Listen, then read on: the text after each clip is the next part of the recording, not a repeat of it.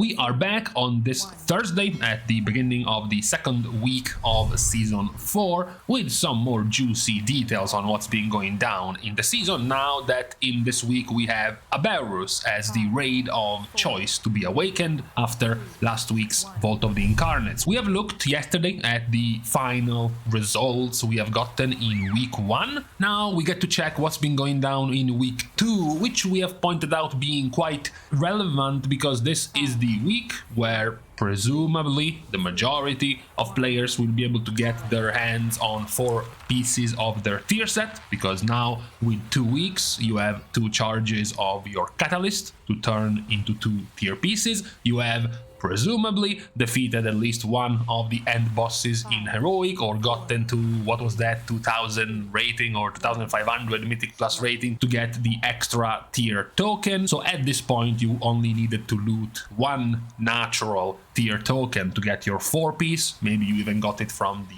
vault. And on top of all of this, you also get your second bullion this week, meaning you get to pick and choose your best in slot item, whether you went for a weapon or a trinket, or maybe you are a hipster, edgy type of guy and went for a ring, maybe the one necklace or the one cloak available as well from the vendors, which should also improve your performance. This is why it's so cool to check these kind of things, because what you see here, for example, is where we stopped just a couple of days ago when it came to Aberrus. So you were like, oh, I guess at the beginning of this season these are the strong specs in the raid, maybe these are the strong boss damage or single target damage specs in this season, and then a couple of days into Aberrus this is the result.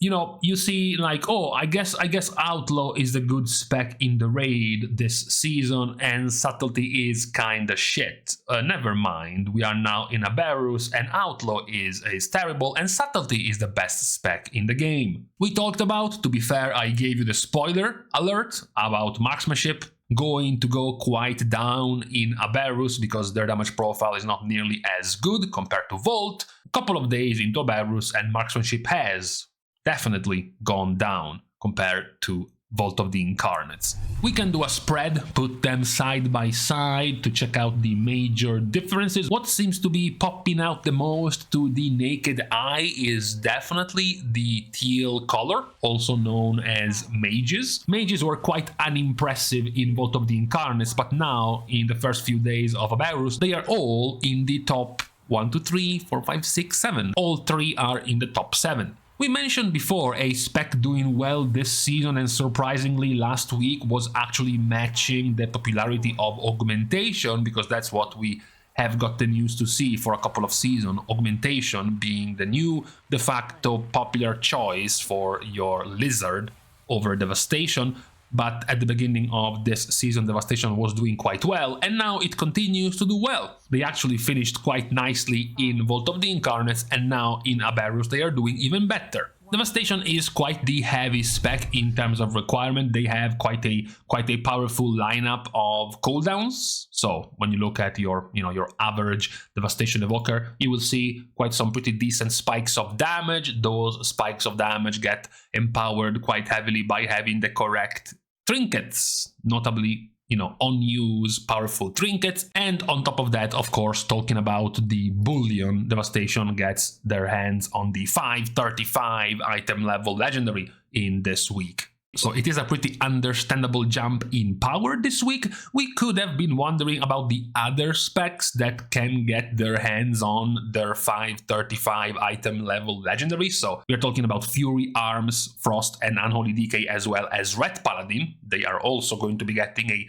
pretty nasty weapon this reset, so maybe that will also help them with their performance. Arms has traditionally and historically been a pretty nice performing single target spec, mostly due to their execute windows. So even now, in the first few days of Aberrus, if you look at the damage done to bosses, you can see Arms doing quite well. Even if we were to switch up into Mythic, Arms Warrior is still on boss damage doing very well. And tuning this up to Mythic, we still have the same results we have mentioned before. The mages are doing well, Marksmanship Hunter is not doing nearly as well, Arms Warrior is still here, Devastation is doing great, Red Paladin is also starting to get a little bit better. It's one of the other things we mentioned a couple of days ago, mentioning Red not doing nearly as well. Now that they get their legendary, they also need to tune their trinkets quite nicely due to the power a Red Paladin can have in their cooldowns, meaning they require some pretty decent trinkets to synergize with these kinds of spikes of damage, as opposed to other specs with a much more streamlined type of damage. I know it seems weird to say, but nowadays, for example, Fire Mage doesn't have nearly as much their old school spikes of giga damage inside Combustion anymore.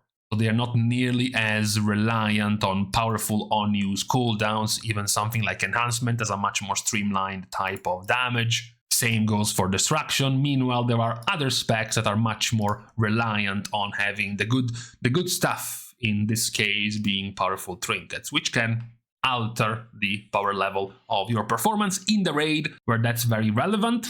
We have mentioned a talk about popularity. These are the current popularity level of the specs in Mythic of Aberus. We see Devastation pulling even further ahead than Augmentation right now. We also see the gap between Beast Mastery and Marksmanship getting even larger in this week. The more surprising one, we could say, based on what we saw in the past, I guess, couple of seasons, is Destro being far above at this point than Demo. Now, the performance might not warrant it completely, as it's not that Destro is some world beater and Demo is a garbage spec. They're all pretty even in terms of their performance. We even have the absolute meme of Affliction right now actually beating both of them. Even if we move over to something more specific like single target, Affliction is still ahead, even if we look at the absolute state of the number of players actually playing Affliction compared to Demo and compared to Destruction.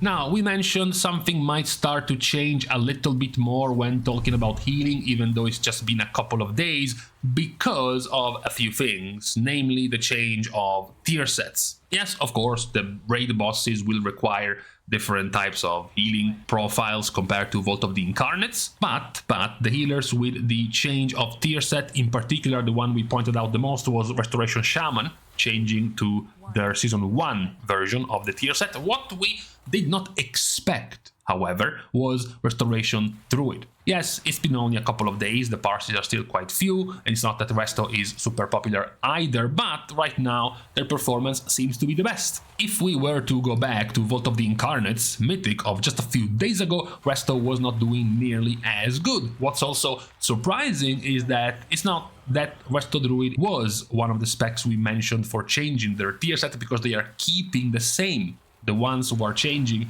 are Preservation, Resto Shaman, as well as Holy Paladin, but not Resto Druid yet. Right now, Resto Druid is the one performing the best.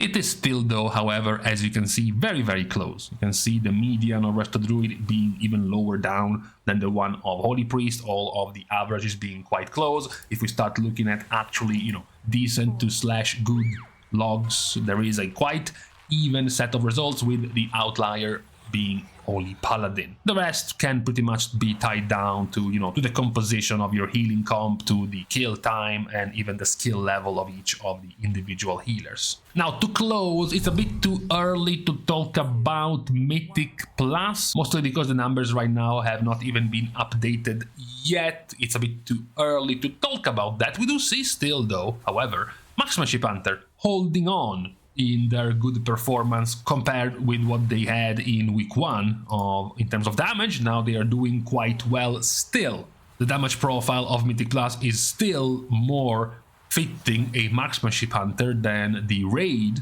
The single target or even 2 target fights in the raid are terrible for Marksmanship compared to Mythic Plus, as long as we mentioned, you can fight 5 to 6 targets but no more. Marksmanship is still doing great. It's when you go far below 5 to 6 targets, down to 1 or 2, or when you go far above 5 to 6 targets, when you enter the 10 plus targets, that Marksmanship starts suffering more in their performance. But it's still only been a couple of days, so there is more room to change these results. We still see, of course, the same things we saw last week, like, for example, Red Paladin still being super popular compared to the other entries. Same with what we mentioned a couple of days ago, the overall damage of Ret is competitive, but their top damage is still lagging behind pretty much every other spec towards the top, since they don't have a lot of damage, especially scaling damage with massive pools. There are plenty of other specs that can do more uncapped AoE damage the bigger the pool is, or we could say the longer the pool is. When you run out of cooldowns of Ret Paladin, you suffer way more in your damage than many of these other specs. Same discussion we can say for the meta of week 2. It's a bit too early to come to some conclusions. Is Vengeance really losing this much popularity compared to before?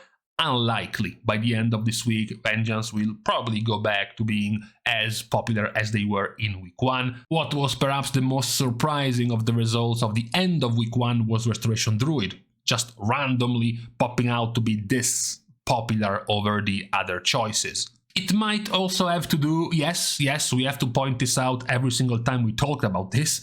We have to point out the combo that you require from Mythic Plus of Combat Rest plus Bloodlust. Obviously, if Ret Paladin literally has half the representation of before, you become much more reliant on finding your Combat Rest somewhere else, especially if a spec without a Combat Rest and without a Bloodlust becomes even more popular, like Shadow Priest. So you now have the choices of Resto Druid or one of the two Warlocks, which combined still made only 14% of the popularity to get your Combat Rest from. So Restoration Druid seemed to be the easy default option for last week. We will see this week if this will continue now that more specs get their hands on their 4-piece set bonus, their first best in slot item, and as we enter the first fortified week of the season for Mythic Plus.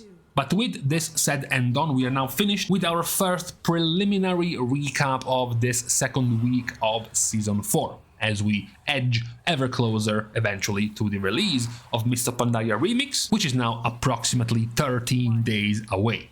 So, with this out of the way, it is now time to leave each other on this Thursday. Thanks, of course, as usual, to all of the Patreon supporters for the contribution and the help to the growth of the channel, which can, as usual, still be given completely for free by liking and commenting down below, as well as subscribing to the channel itself. Now, with these things out of the way, thank you guys again for watching. See you guys tomorrow, and in the meantime, I've been having so much trouble sleeping in the last few days. It's crazy annoying when you have to make up more time to get back the sleep you lost.